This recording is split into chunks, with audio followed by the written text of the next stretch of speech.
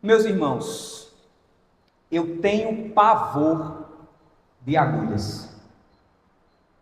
Sempre que eu preciso tirar sangue ou tomar alguma vacina, eu sofro com muita antecedência.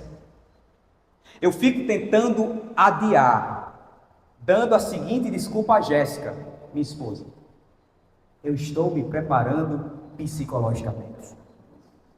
Eu sei, é uma desculpa esfarrapada, né? Mas é o que acontece.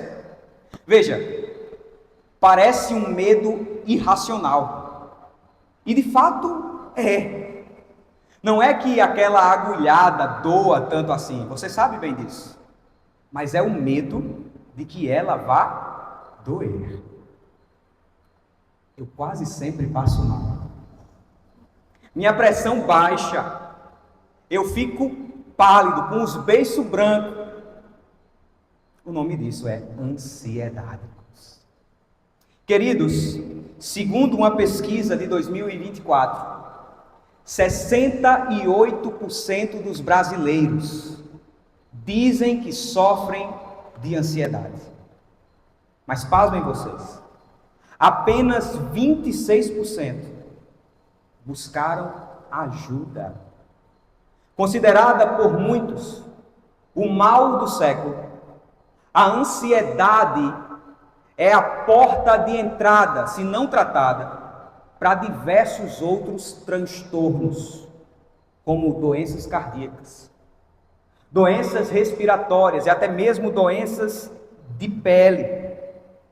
A grande questão é que a ansiedade nada mais é do que a preocupação, muitas vezes irracional, com o futuro. E se somos assim, irmãos, se vivemos ansiosos, isso pode revelar algo profundo no nosso coração. Quem sabe, e como vamos ver de acordo com o texto, revela muitas vezes incredulidade, desconfiança do cuidado paternal de Deus. É exatamente sobre isso que Jesus vai tratar hoje, nessa porção do Sermão do Monte. Por isso, acompanhe comigo a leitura de Mateus capítulo 6, a partir do verso 19. Mas a nossa exposição se concentrará entre os versos 25 e 34. Eu vou ler a partir do verso 19 para que você entenda um pouco do contexto. A palavra inspirada por Deus registra o seguinte, Mateus capítulo 6, verso 19. Não acumulem tesouros sobre a terra, onde as traças e a ferrugem corroem, e onde ladrões escavam e roubam. Mas ajuntem tesouros no céu, onde as traças e a ferrugem não corroem, e onde ladrões não escavam nem roubam. Porque onde estiver o seu tesouro, aí estará também o seu coração. Verso 22. Os olhos são a lâmpada do corpo. Se os seus olhos forem bons, todo o seu corpo será cheio de luz. Se, porém, os seus olhos forem maus, todo o seu corpo estará em trevas. Portanto, se a luz que existe em você são trevas, que grandes trevas serão. Verso 24. Ninguém pode servir a dois senhores, porque ou odiará um e amará o outro, ou irá se dedicar a um e desprezar o outro. Vocês não podem servir a Deus e às riquezas. Verso 25. Por isso, digo a vocês, não se preocupem com a sua vida, quanto ao que irão comer ou beber, nem com o corpo, quanto ao que irão vestir. Não é a vida mais do que o alimento, e não é o corpo mais do que as roupas? Observem as aves do céu, que não semeiam nem colhem, nem ajuntam em celeiros. No entanto, o Pai de vocês que está no céu as sustenta. Será que vocês não valem muito mais do que as aves? Quem de vocês, por mais que se preocupe, pode acrescentar um côvado ao curso da sua vida? Verso 28. E por que se preocupam com o que vão vestir? Observem como crescem os lírios do campo. Eles não trabalham nem fiam. Eu, porém, afirmo a vocês que nem Salomão, em toda a sua glória, se vestiu como qualquer deles. Ora, se Deus veste assim a erva do campo, que hoje existe e amanhã é lançada no forno, não fará muito mais por vocês, homens de pequena fé? Portanto, não se preocupem, dizendo: que comeremos, que beberemos, ou com que nos vestiremos? Porque os gentios é que procuram todas estas coisas. O Pai de vocês, que está no céu, sabe que vocês precisam de todas elas. Mas busquem em primeiro lugar o reino de Deus e a sua justiça, e todas estas coisas lhes serão acrescentadas. Portanto, verso 34, não se preocupem com o dia de amanhã, pois o amanhã trará os seus cuidados. Basta ao dia o seu próprio mal. Vamos orar mais uma vez. Pai querido, nós estamos diante da Tua palavra. E como o salmista disse, ela é lâmpada para os nossos pés. Ela é luz para o nosso caminho. Que assim seja nessa noite, ó Deus. Precisamos de Ti, Espírito Santo, da Tua assistência.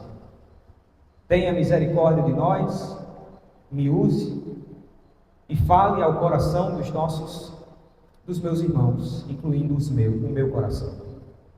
Dependemos de Ti. Em nome de Jesus. Amém. E amém.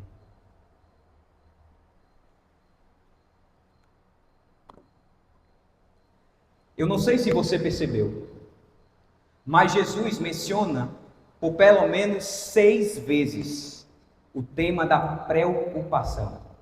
Observaram isso? Em 3 vezes dessas 6, a preocupação é acompanhada de um mandamento. Jesus disse: não se preocupem.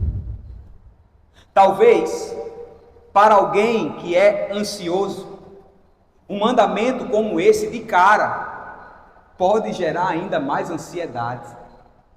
O sujeito pode pensar: eu estou passando por tantos problemas na vida, eu estou tão ansioso, e a recomendação de Jesus é: não fiquem ansiosos, não se preocupem.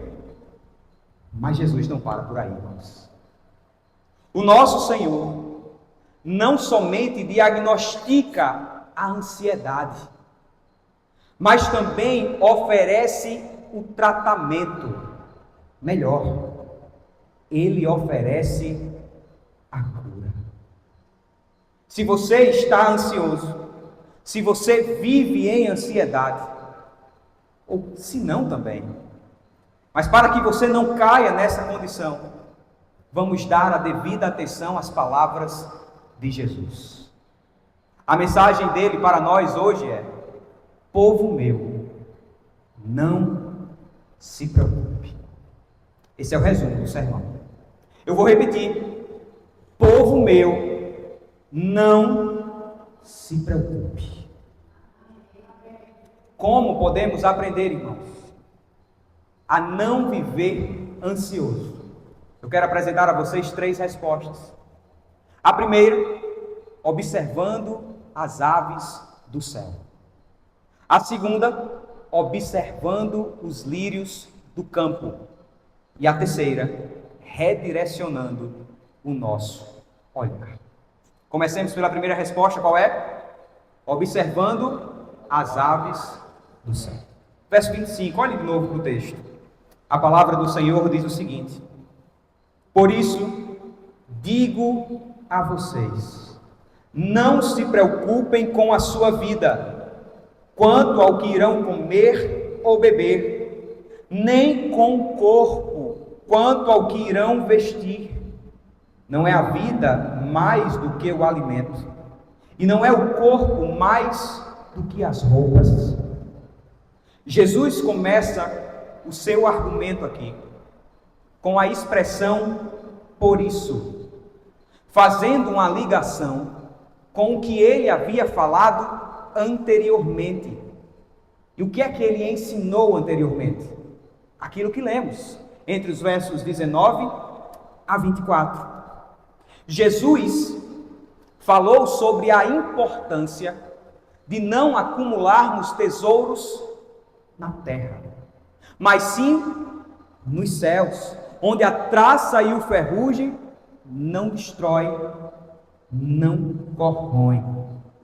A declaração de Jesus ali é: vocês não podem servir dois senhores, a Deus ou as riquezas. Jesus vai direto ao ponto, irmãos. No centro da existência do ser humano, o coração. O ser humano, por causa da sua condição de pecador, tem esse desejo natural de possuir bens, de acumular riquezas, de servir ao dinheiro, fazendo das coisas deste mundo os seus deuses. E isso é uma das coisas que torna esse ser humano tão ansioso, porque ele deseja buscar essas coisas a todo custo. As Escrituras já afirmaram: o amor ao dinheiro é a raiz de todos os males. Com esse contexto agora em mente, faz mais sentido, não é? Quando Jesus disse: por isso, por não podermos servir a dois senhores, a Deus e a Mamon, a Deus e ao dinheiro, ele nos ensina aqui: se confiamos no verdadeiro Senhor, jamais deveremos viver preocupados. A palavra preocupar pode ser traduzida como ansioso. É por isso que, em algumas traduções da Bíblia, pode ser a que você esteja aí nas suas mãos, traga da seguinte forma: não andeis ansiosos quanto à vossa vida. Quem é que tem essa tradução aí? As irmãs têm ali. Esse é o mandamento de Jesus, queridos. Não andeis ansiosos com a própria vida. E logo após falar sobre a ansiedade, Jesus trata de conceitos básicos da nossa própria existência, como o comer, o beber e o vestir-se. A pergunta que fazemos é: não deveríamos nos preocupar com essas coisas? Ou melhor, não deveríamos trabalhar para conquistar essas coisas, para colocar a comida na nossa mesa e para vestir o nosso corpo? Sim, devemos. Mas não é sobre isso que Jesus está falando. O nosso Senhor está nos ensinando é que não devemos viver ansiosos com estas coisas ou por estas coisas, como se elas fossem o centro da nossa própria vida. Porque o argumento de Jesus é simples, mas muito profundo. O Pai cuida de nós. Se Ele nos deu a vida, será que Ele não nos dará o alimento? Se Ele formou o nosso corpo, será que Ele não vai providenciar as vestes para cobri-lo? Por isso, não devemos viver ansiosos. O verdadeiro Senhor há de suprir todas as nossas necessidades. Aqui, irmãos, encontramos o que chamamos de argumento do maior para o menor.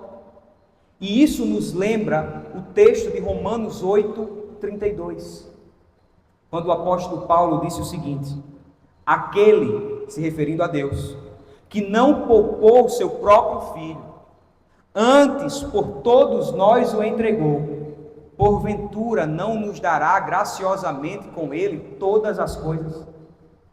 Perceba então o argumento de Jesus.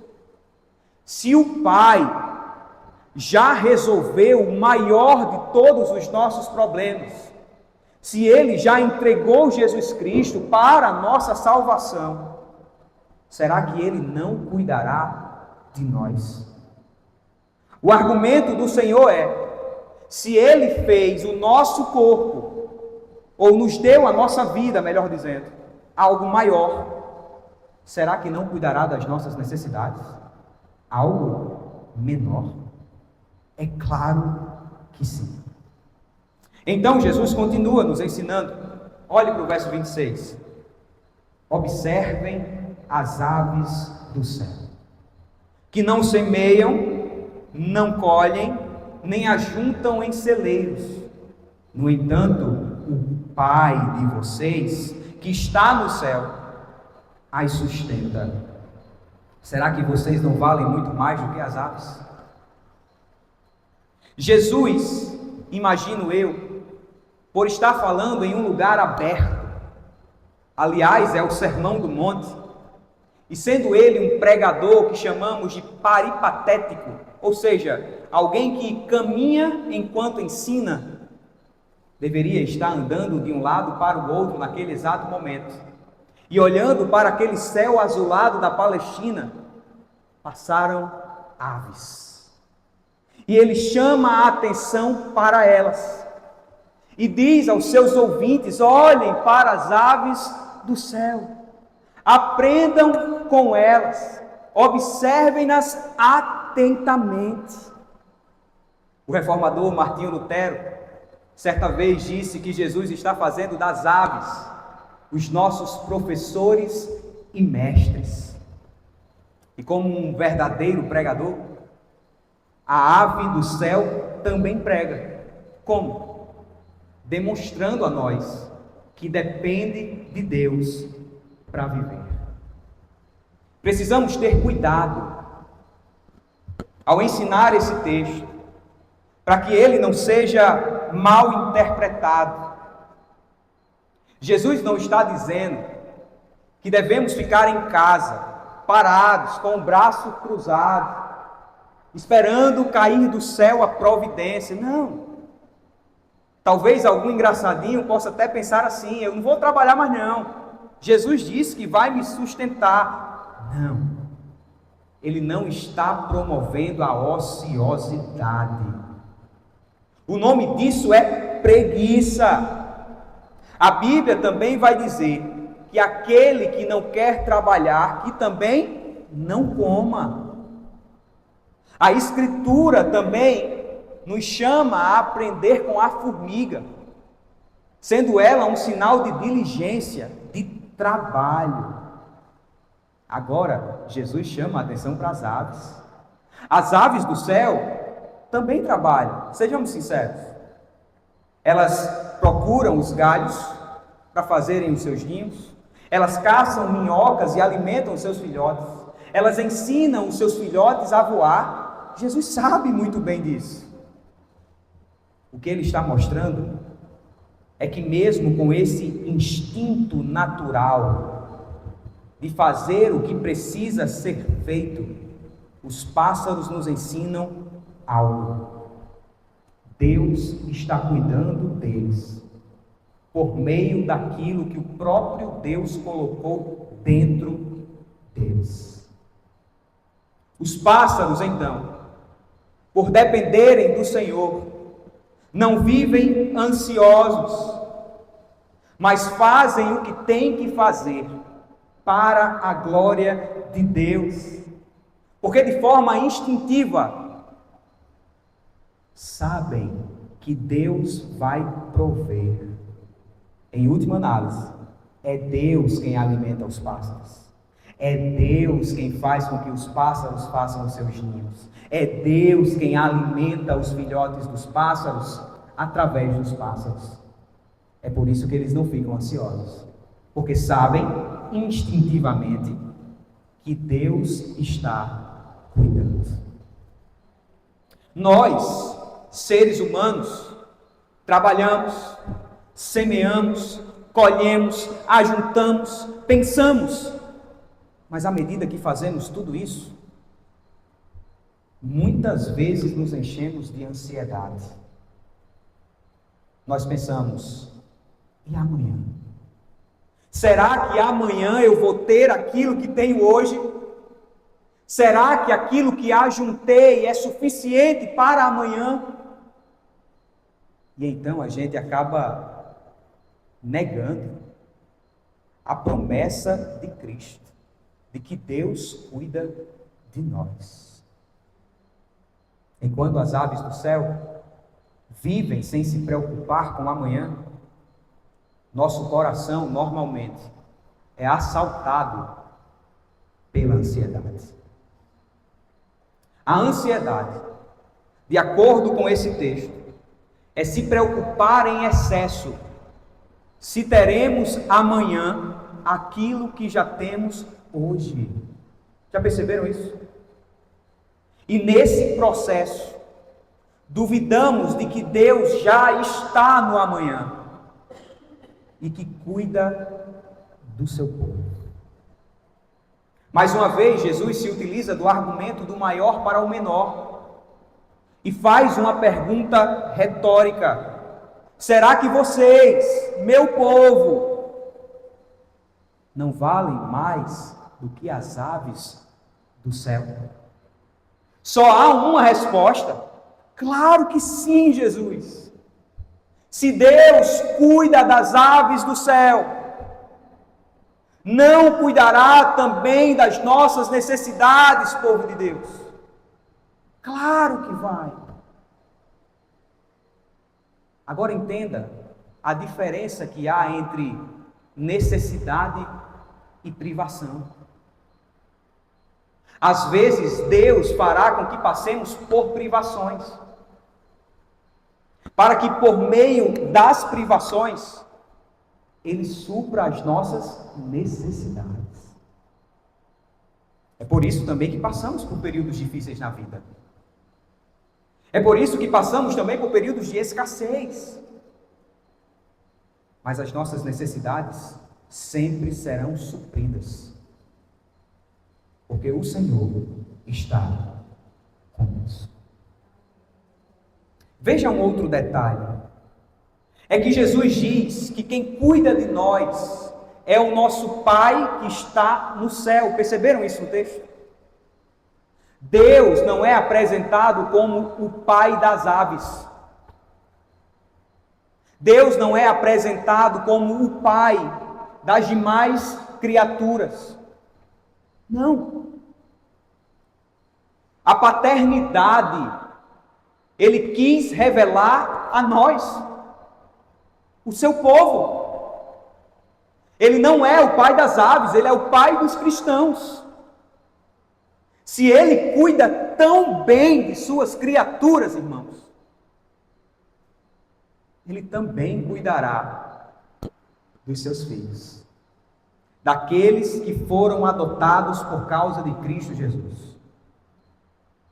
O teólogo William Hendrickson resume as palavras de Jesus da seguinte forma, preste atenção nisso, abre aspas: se as aves, que não podem, em qualquer sentido real, fazer planos para o futuro, não têm razão de preocupar-se, muito menos vocês, meus seguidores, dotados de inteligência, de modo que vocês podem pensar no futuro, e então não deveriam ser dominados pela ansiedade.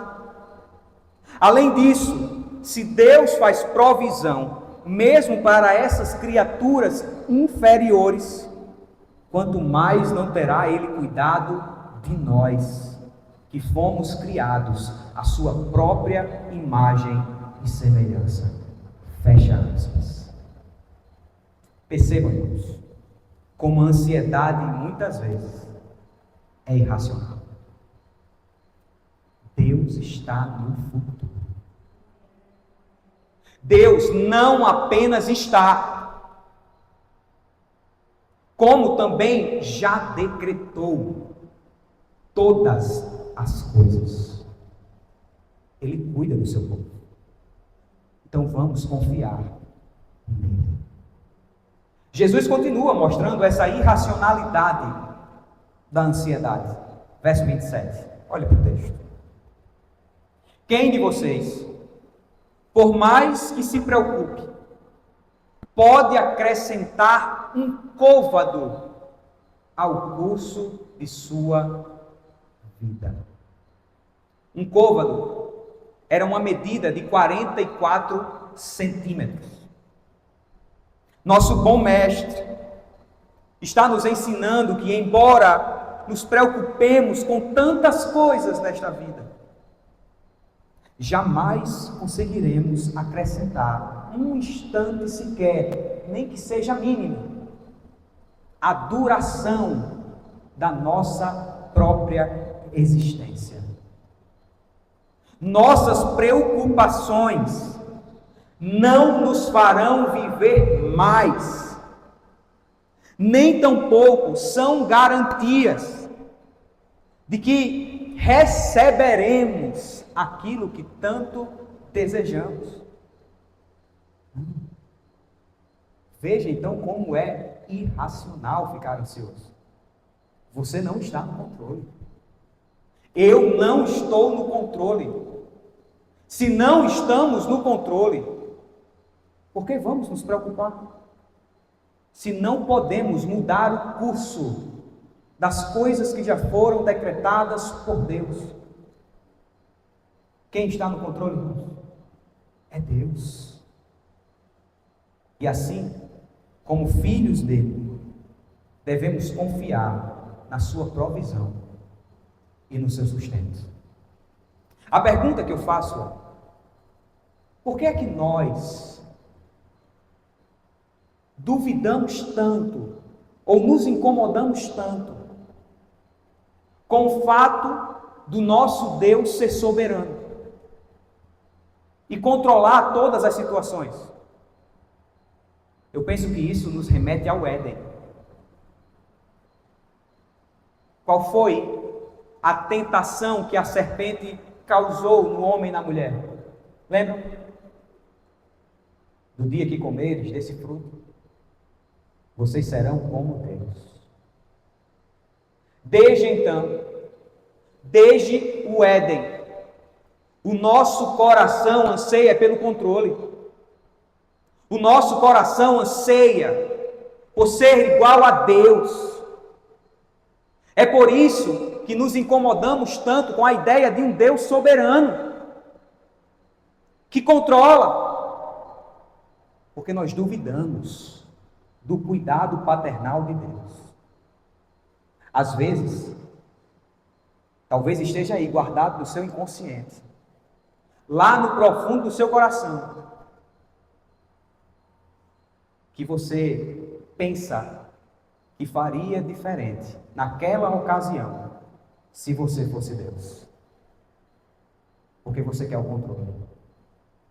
Porque eu quero o controle. O que fazemos? Abaixamos as nossas armas e confiemos naquele que realmente tem o controle. Ele escolheu ser o nosso Pai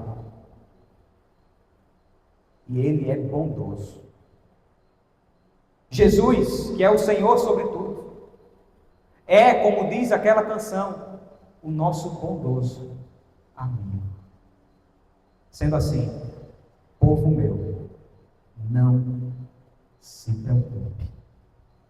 Como mais podemos aprender a não vivermos ansiosos? Lembram da segunda resposta? Observando os lírios do campo. Observando os lírios do campo. Veja comigo os versos 28 e 29. Jesus continua dizendo assim: e por que se preocupam com o que vão vestir? Observem como crescem os lírios do campo. Eles não trabalham nem fiam.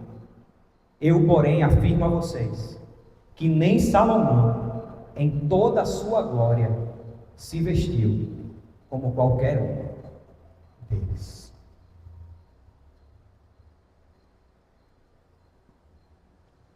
Agora, os professores são os lírios do campo.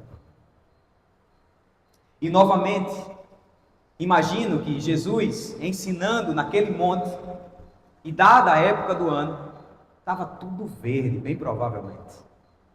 E então, utilizando das coisas do dia a dia, do cotidiano, da natureza naquela ocasião, ele chama os seus ouvintes a observarem aquela vegetação. Olhem atentamente e vejam como os lírios são belos. E em seguida ele faz a pergunta: por que é que vocês se preocupam com o que vão vestir? Perceba a beleza no discurso de Jesus. Ao chamar a atenção para aquela vegetação, ele disse assim: observem como crescem. Ou seja, sem nenhuma intervenção humana, sem nenhum plantio do homem, sem nenhuma força externa humana, mas os lírios crescem de forma livre, espontânea, com uma beleza impressionante. É algo que podemos comparar com a época em que as chuvas chegam no nosso sertão, irmãos. Antes da chuva, está tudo com aquele aspecto de morte, não é? Está tudo seco, sem vida, com aparência para muitos horrível. Mas basta a primeira chuva chegar e tudo se cobre de verde novamente, com encanto, com beleza. Eu pergunto a vocês: quem foi que cobriu a vegetação do nosso sertão de verde? Foi o Senhor. Não foram os homens. Esse é o mesmo raciocínio de Jesus aqui apresentado. Nem mesmo Salomão, o homem mais sábio depois de Jesus, conseguiu se vestir com tamanha beleza como a vegetação do sertão. A roupa mais bonita de Salomão é apenas uma imitação da criação de Deus. E então Jesus prossegue, verso 30. Ora, se Deus veste assim a erva do campo, que hoje existe e amanhã é lançada no forno, não fará muito mais por vocês, homens de pequena fé? A verdade é que dentro de alguns meses a nossa vegetação volta a secar, volta de novo a ficar com aquele aspecto, e até mesmo a focos de incêndio, não é? Nas estradas. Esse é o mesmo raciocínio de Jesus. É a lógica. Deus veste assim, com tamanha beleza, a erva do campo, que hoje existe, amanhã desaparece. Será que Ele não cuidará também de nós? Ele veste com tamanha majestade os lírios do campo. Será que Ele não vai cuidar do seu povo? É claro. Se Deus providencia beleza para a erva que hoje existe, amanhã não mais, certamente, irmãos, Ele cuidará daqueles que foram adotados por meio do sacrifício de Cristo Jesus. Deus nos salvou, irmãos. O que devemos então, ou por que devemos então nos preocupar? Deus cuida de nós. E se duvidamos, se vivemos e andamos ansiosos, isso pode revelar incredulidade. E somos exortados e repreendidos por Jesus. Ele também nos chamará de homens de pequena fé. não se preocupem. Como mais podemos aprender a não nos preocupar? Em terceiro e último lugar, redirecionando o nosso olhar. Redirecionando o nosso olhar. Versos 31 e 32. Olha para o texto. Portanto, não se preocupem, dizendo: que comeremos? Que beberemos? Ou com que nos vestiremos? Porque os gentios é que procuram todas estas coisas. O Pai de vocês, que está nos céus, sabe que vocês precisam de todas elas. Pela segunda vez, no texto, Jesus dá a ordem clara: não se preocupe. E é claro, irmãos, que devemos não nos preocupar por tudo aquilo que já dissemos. Mas percebam uma outra coisa: em que é que a ansiedade vai nos ajudar? Eu nunca vi a ansiedade resolver os nossos problemas do amanhã. Você já viu? Não. A ansiedade só tira a nossa paz hoje. Não adianta. Não vai se resolver. Mas veja uma coisa: Jesus não está proibindo planejamento. Não. Precisamos de diligência, de sabedoria. Nós podemos planejar uma viagem. Nós podemos calcular o orçamento para ver se as contas vão fechar e se eu faço ou não aquela compra. Nós podemos calcular as compras do mês. Nós podemos e devemos também estudar para um concurso. Nada disso é errado. Jesus não está condenando o planejamento. O que não podemos é fazer com que todas essas coisas sejam o centro da nossa vida, ao ponto de nos consumirem. O cristão, ele planeja, mas ao mesmo tempo que ele planeja, ele descansa, porque ele confia no Deus que cuida dele. Ele faz os seus planos, mas como diz o texto de Provérbios, ele confia que a última palavra vem do Senhor. E esse é o motivo pelo qual ele não vive ansioso, porque ele sabe que o verdadeiro Deus, que governa todas as coisas, está cuidando dele. O Deus que o chamou do Filho, por causa de Cristo Jesus. Quem vive ansioso é o gentio, disse Jesus. Aqui, representando aqueles que não creem em Deus, são aqueles que confiam na sua própria força, são aqueles que não confiam e não creem que há um Deus soberano no controle, cuidando de toda a sua criação. Para eles, tudo depende do seu esforço próprio. Eu tenho isso, eu tenho aquilo, porque eu trabalhei, porque eu fiz isso, porque eu construí, porque eu fiz aquilo. Ou seja, tudo direcionado para si mesmo. E nesse jogo de eu, ele acaba ansioso. Você já viu um rico, alguém muito rico, contente com o que ele tem? Ele quer mais. Ele quer mais.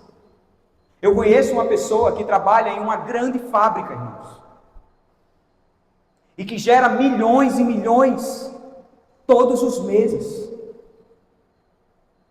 Mas o dono da fábrica quer até mesmo aquele centavo que talvez sobre. Ele quer mais. Ele quer mais. Ele está ansioso, porque ele quer mais bem. Porque o que o domina, o que o controla, é esse falso Deus, a riqueza.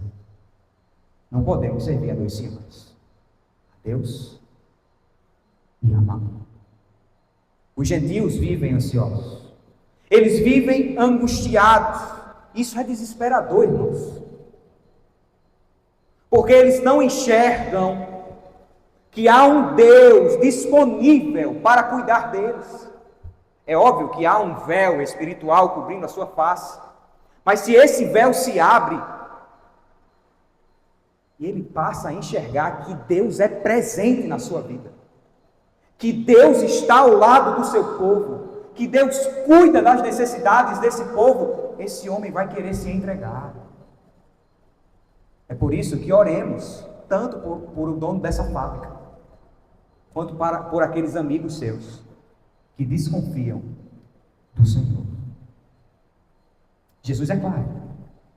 Ele diz: o Pai já sabe do que vocês precisam. Como é que a gente vai ficar ansioso se Deus, o nosso Pai, sabe o que a gente necessita para sobreviver, para viver, para glorificar o seu nome? E talvez seja a sua pergunta sincera, como já ouvi algumas vezes: se Deus sabe o que precisamos, por que é que nós temos que orar? Você já parou para pensar nisso? Se Deus sabe que a palavra que vai sair dos nossos lábios, Ele já sabe qual é essa palavra, melhor dizendo, por que é que a gente ora? Como eu disse quando tratamos na oração do Pai Nosso lá atrás, o maior benefício da oração é o relacionamento que temos com Deus, ou seja, é o próprio Deus. Nós não oramos para informar a Deus algo que Ele não saiba. Não, Ele já sabe de tudo. Ele é soberano sobre todas as coisas. A oração é um meio pelo qual nos relacionamos com Deus e reconhecemos as nossas necessidades, sabendo que Ele está pronto para nos ouvir. Veja só, irmãos, nós oramos aquele que já sabe. Nós oramos aquele que já sabe e cuida muito bem de nós. Como é que a gente vai ficar ansioso? Vamos lutar contra isso. Deus sabe das nossas necessidades. Agora Jesus ensina o remédio contra a ansiedade, verso 33. Mas busquem em primeiro lugar o reino de Deus e a sua justiça, e todas estas coisas lhe serão acrescentadas. Aí está o antídoto para a ansiedade. Se a ansiedade é colocar em primeiro lugar as coisas dessa vida, as preocupações dessa vida, Jesus está nos ensinando a redirecionar o nosso olhar e colocar no centro aquilo que realmente importa. Em vez de nos preocuparmos excessivamente com isso ou aquilo, que nos deixa tão angustiados, devemos buscar antes de tudo o reino de Deus e a sua justiça. Essa é a prioridade máxima das nossas vidas. Isso nos remete à oração do Pai Nosso, quando Jesus nos ensinou a orar dizendo: venha o teu reino. Lembra? Inclusive, aquela é a primeira petição da oração. É o primeiro pedido, perceberam? Pai nosso que estás no céu, santificado seja o teu nome, venha o teu reino. Desde sempre, Jesus está mostrando que a prioridade das nossas vidas deve ser a busca pelo reino de Deus. Como disse John Stott, um estudioso do texto, nossa suprema ambição deve ser a glória de Deus e não a nossa própria glória, ou mesmo o nosso próprio bem material. Trata-se do que devemos buscar em primeiro lugar. Mas o que significa buscar o reino de Deus e a sua justiça? Quando tratamos na oração do Pai Nosso, nós vimos que buscar o reino de Deus, em primeiro lugar, envolve-se engajar na propagação desse reino. Ou seja, irmãos, pregar o Evangelho, falar de Cristo, dizer que Ele é o Senhor, dizer que Ele é o Salvador. E veja, quando falo de pregar o Evangelho, eu não estou falando simplesmente de subirmos neste púlpito e anunciar a essa igreja que Jesus salva. Isso é fácil.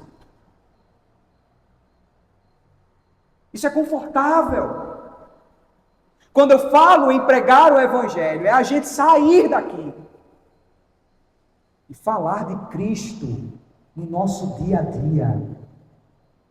Falar do amor de Deus aos nossos vizinhos, aos nossos amigos, aos nossos colegas de trabalho. Isso envolve o engajamento no reino, irmãos. Você carrega uma mensagem muito maior que você. Mensagem essa que abriu seus olhos para as realidades espirituais. Se a gente não anuncia o Evangelho, se a gente é crente há tantos anos e não pregamos a palavra de Deus, acenda aí um sinal de alerta. Talvez a gente nunca se converteu. Porque o cristão genuíno, ele não se contém. O cristão genuíno, ele não se contenta com pouco. O cristão genuíno que foi atingido pelo amor de Cristo Jesus quer contar para os outros sobre esse amor que o atingiu. Não espere a gente fazer cruzadas evangelísticas. Não espere a gente criar um evento. Fale de Cristo no seu dia a dia. Você é cristão ou não é? Claro, irmãos. Buscar o reino de Deus em primeiro lugar é fazer isso. Mas também envolve tornarmos mais parecidos com o rei desse reino. Seremos transformados dia após dia. De novo, de novo, de novo. A semelhança de Cristo Jesus. Buscar o reino de Deus e a justiça do Senhor é buscar também uma vida de santidade. É buscar, de fato, se parecer com Jesus. Veja, você sabe o que significa ser cristão? Ser cristão significa ser um imitador de Cristo. O apóstolo Paulo disse: sejam os meus imitadores, assim como eu sou imitador de Cristo. Se você se diz cristão e você não imita Jesus, você pode ser qualquer outra coisa. Você pode ser um religioso. Você pode estar aqui. Você pode cantar, levantar as mãos. Mas isso não é sinônimo de ser cristão. Ser cristão é se parecer com Cristo. Ser cristão é seguir os passos de Jesus. Ser cristão é colocar em primeiro lugar o reino de Deus e a sua justiça. Isso é ser cristão. E quando concentramos o nosso coração nessas verdades, inclusive na realidade da volta de Cristo Jesus, quando Ele vai estabelecer o seu reino de forma plena e visível, quando nos concentramos nessas realidades, não vai sobrar espaço, irmãos, para a gente viver ansioso. É claro que somos pecadores. Vez ou outra nós vamos falhar, mas isso não será o curso da nossa vida. Nós vamos lutar e nós vamos buscar, em primeiro lugar, o reino de Deus e a sua justiça. À medida que buscamos esse reino e essa justiça, Jesus disse: as demais coisas, deixa as demais coisas com o Pai, e Ele acrescentará todas as coisas que vocês necessitam. É a isso que chamamos de a doutrina da providência, irmãos. O teólogo R.C. Sproul, já falecido, disse o seguinte: a doutrina da providência é quando falamos teologicamente da providência de Deus, em que Ele governa todo o universo, os quais, em sua soberania, não permite que nem mesmo uma molécula vagueie fora de sua autoridade soberana. Essa palavra, providência, refere-se à provisão divina para o futuro, ao plano perfeito de Deus que não falha e que inclui cada um de nós e tudo que nos diz respeito, até mesmo os fios de cabelo da nossa cabeça. Essa parte aí para mim você pula, os fios da minha barba, tá? Amém, Ele cuida também. Veja, se é assim, se Ele cuida, se nenhuma molécula está fora do seu controle, como não vamos descansar? Deus governa, irmãos. Confie no seu cuidado, enquanto você vive para a glória dele. Sabendo desse cuidado amoroso, Jesus diz outra vez, agora no verso 34, o último do nosso sermão: portanto, não se preocupem com o dia de amanhã, pois o amanhã trará os seus próprios cuidados. E a palavra cuidado aqui é a mesma no texto original para preocupação. Talvez aí na sua tradução tenha assim: o amanhã trará as suas próprias preocupações. E Jesus conclui: basta ao dia o seu próprio mal. Basta ao dia o seu próprio mal. Meus irmãos, vivamos o hoje, porque Deus cuida de nós hoje, e vamos confiar de que Ele também cuidará de nós no amanhã. Não viva ansioso com o amanhã. Trabalhe hoje, sirva hoje, viva hoje, para a glória de Deus. Nós temos dificuldade em fazer isso, não temos? Andamos ansiosos e sofremos por antecipação. Ficamos nos perguntando sobre o que será do amanhã. Como vai ser o amanhã? Como vai ser a minha vida quando o sol clarear? E acabamos desvalorizando aquilo que Deus já nos concedeu hoje.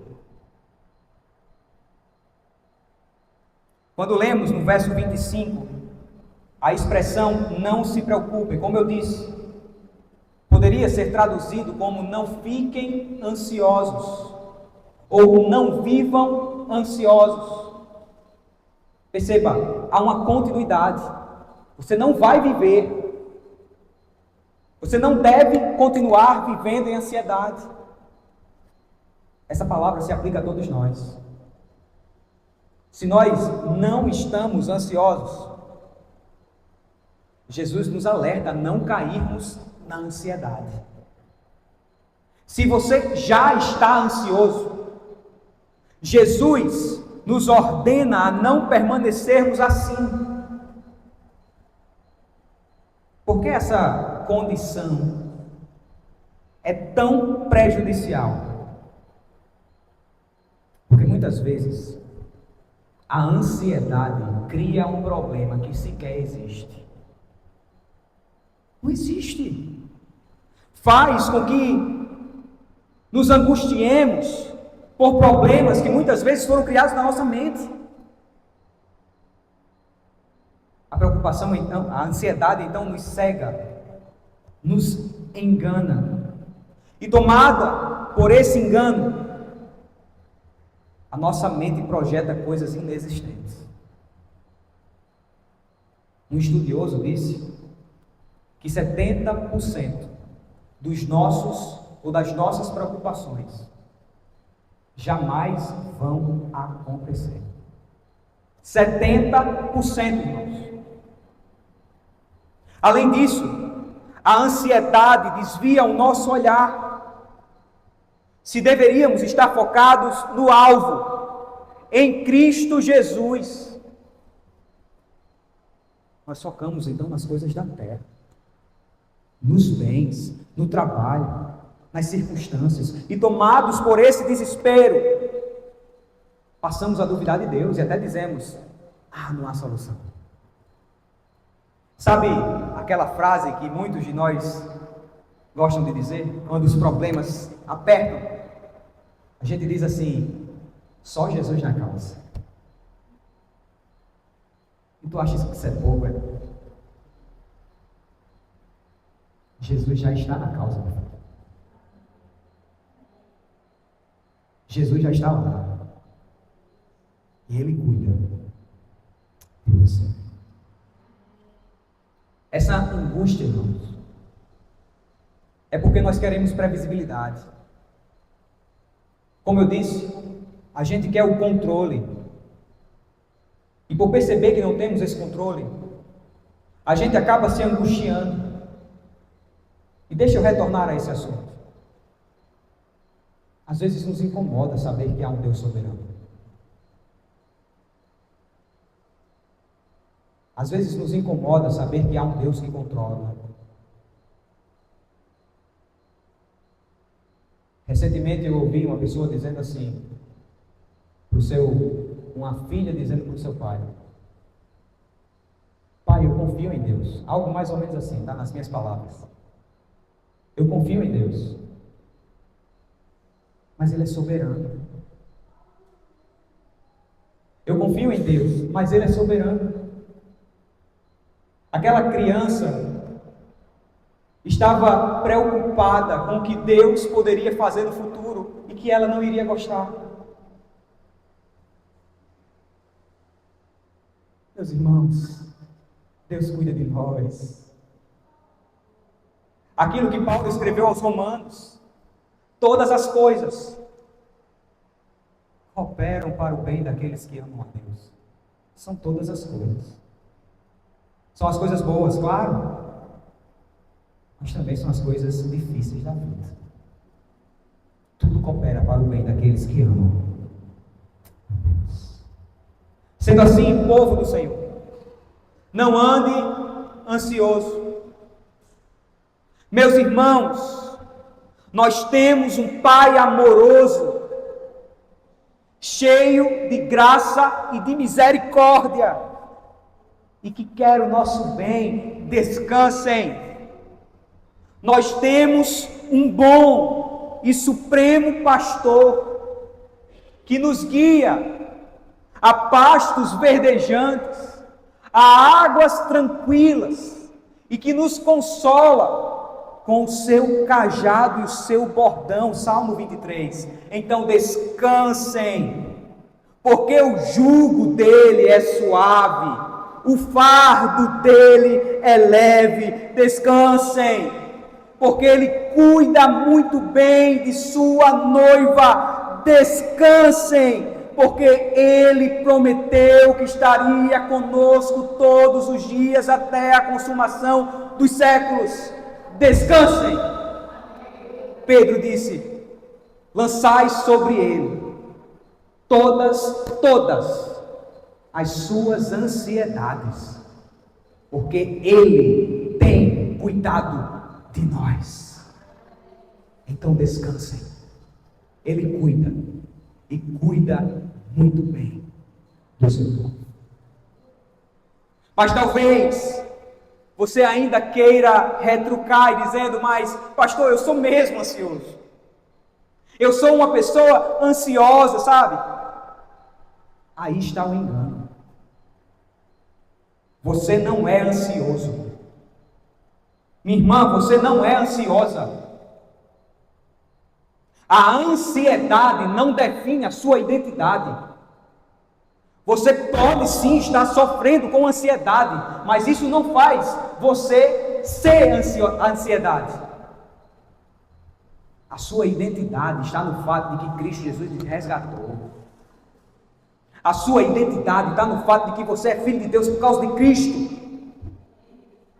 A sua identidade está no fato de que Deus retirou você do império das trevas e que salvou a sua alma de uma vez por todas, e que nada, nem ninguém pode arrebatar você das mãos do Supremo e bom Pastor. Aleluia. Você não é ansioso. Você pode estar sofrendo com ansiedade. Então, se é assim, eu convido você a olhar para Cristo, a redirecionar o olhar, colocar em primeiro lugar o reino de Deus, a sua justiça. E para ser bem pedagógico aqui, o reino de Deus é se envolver com o Evangelho, é pregar o Evangelho, é ser cristão de verdade, é obedecer ao Senhor. Aquele que tem os meus mandamentos e os guarda, disse Jesus, esse é o que me ama. E é ansiar pelo retorno desse reino e viver para a glória dele até que ele venha e até que ele chame os seus eleitos. Ele cuida de nós. Ele é um Pai bondoso. Jesus vai dizer ainda no Sermão do Monte, lá na frente, no capítulo 7, o seguinte: quem de vocês, se o filho pedir pão, lhe dará uma pedra? Ou se pedir um peixe, lhe dará uma cobra? Ora, se vocês que são maus sabem dar coisas boas aos seus filhos, quanto mais o Pai de vocês, que está nos céus, dará coisas boas aos que lhe pedirem. Eu acho impressionante a linguagem de Jesus no Sermão do Monte. Eu quero que você saia disso, saia daqui pensando nisso. Deus, ele não é apenas o seu Criador. Claro, ele criou, a gente sabe em Gênesis capítulo 1. Ele nos formou do pó da terra. Mas ele não simplesmente nos formou e nos deixou à deriva. Esses dias eu estava conversando com um jovem na cidade, enquanto eu tentava evangelizá-lo. E esse jovem disse assim: eu acredito no Criador. Mas eu acredito que esse Criador nos fez e nos deixou à própria sorte. E foi embora. Não sei nem se ele existe, mas se ele ainda continua vivo. Essas foram as palavras desse jovem. Mas não é isso que Jesus nos mostra. Jesus nos mostra que ele é o nosso Criador, mas que ele é o nosso Pai. Há um relacionamento paterno. uma intimidade relacional. Se nós sabemos dar coisas boas às nossas crianças, quem é pai, quem é irmão, quem é tio, quanto mais o Pai Celestial, que é totalmente bondoso, totalmente amoroso, completamente santo, não nos dará aquilo que a gente necessita. Claro. Então, assim o antídoto para a ansiedade. Vamos redirecionar o olhar. Vamos à guerra. Vamos à luta. Vamos vestir toda a armadura de Deus. Está descrito em Efésios capítulo 6. E vamos guerrear contra as coisas espirituais do mal. Porque a nossa luta não é contra carne nem sangue, mas contra principados e potestades. Vestindo assim a armadura de Deus, vamos à luta, irmãos. Vamos pregar o Evangelho. Vamos nos envolver no serviço cristão, na igreja, no mundo, dizendo com fé, assim como disse Isaías: eis-me aqui, usa-me, Senhor. Você tem coragem de dizer isso? Eis-me aqui, faz de mim um instrumento teu, Deus. Se coloque à disposição, porque essa é a nossa vida. Cristo é a nossa vida. A nossa vida não está nas coisas deste mundo. O nosso propósito não está em ganhar dinheiro,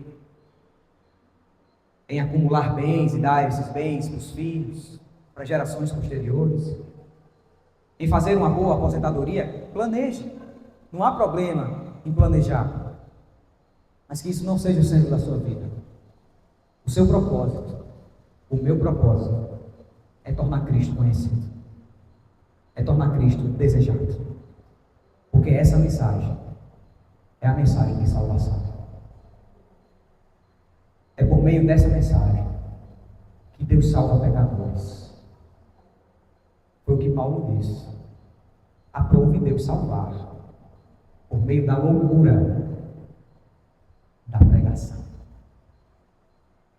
Então pregue, se envolva e diga, assim como Paulo também disse: em nada considero a minha vida preciosa para mim mesmo, desde que eu complete a minha carreira e o ministério que recebi do Senhor Jesus, para testemunhar do Evangelho da graça de Deus. Às vezes você é crente há tantos anos e sempre fica empacado naquela pergunta: qual é o meu chamado? Seu chamado é pregar o Evangelho. Onde você está hoje? Então pregue. E vamos viver assim, guiados e liderados por Jesus, até que Ele venha. E sim, para concluir, Ele nos lidera, Ele nos guia. Nos guia para onde? Rumo à cidade celestial, onde um dia finalmente chegaremos e o veremos face a face. Naquele dia cantaremos com muita alegria, em uma só voz, irmãos: digno é o Cordeiro que foi morto de receber o poder, a riqueza, a sabedoria, a força, a honra, a glória e o louvor. E também aquele que está sentado no trono e ao Cordeiro sejam o louvor, a honra, a glória e o domínio para todos sempre. Amém. São textos de Apocalipse. E esse é o verdadeiro antídoto, remédio para a ansiedade. Concentrem-se em Deus e na salvação que Ele concedeu a você. Permita-me, para acabarmos agora, relembrar o argumento do maior para o menor. Jesus, meus irmãos, recebeu sobre si mesmo a ira de Deus por causa dos nossos pecados. Sendo Ele santo, nunca pecou. Ele decidiu morrer em nosso lugar, no lugar de pecadores que haviam se revoltado contra Ele, contra a sua santidade. Em um ato de amor misericordioso, Ele se ofereceu como um sacrifício perfeito no lugar dos nossos pecados. E Deus, o Pai, em sua misericórdia, porque Ele é rico em misericórdia, aceitou tal sacrifício, perdoando-nos de uma vez por todas.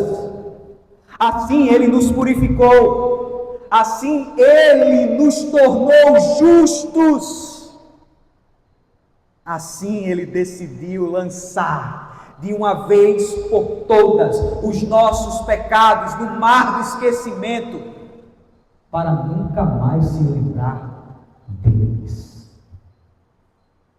Ele olhou para nós, e por causa de Jesus e do que Jesus fez, Ele nos adotou, Ele nos cobriu com os méritos de Jesus. Se Ele fez isso, algo tão grandioso, Ele certamente cuidará das nossas necessidades, que são infinitamente menores do que esse nosso maior problema. Por isso, povo meu, não se preocupe. Abaixe a sua cabeça e ore ao Senhor nesse momento, respondendo aquilo que você acabou de ouvir, dizendo que você confia nele, ou que se você está com ansiedade, lance, como Pedro disse, essa ansiedade aos pés da cruz. E se você ainda não se tornou um cristão de verdade, se você ainda não se converteu genuinamente, entregue-se a Cristo Jesus nessa noite. Entregue-se de verdade, com fé, sabendo que você será salvo hoje, de uma vez por todas.